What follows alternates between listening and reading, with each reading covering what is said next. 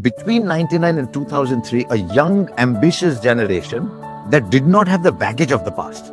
There was no baggage of the past. All these guys grew up in a different India. They'd seen the riches that were available. They'd seen the opportunities that were available. And I think it was the start of something beautiful.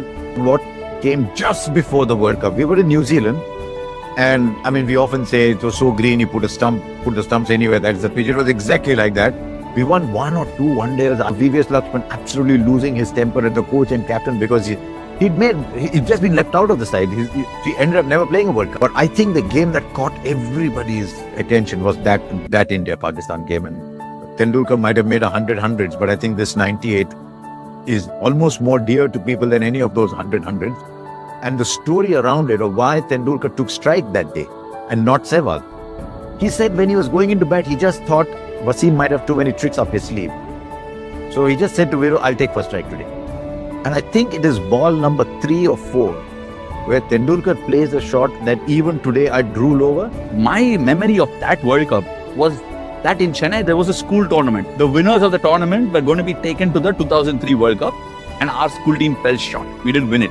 Yo Mahesh, one of the IPL stars, his team had won it and he travelled all the way to South Africa to watch that game against England. That game, Andrew Caddick was going through a lovely spell. And Sachin, I remember, after having played all those shots against Pakistan on the offside uppercut, he just stepped across and flipped Caddick over square leg.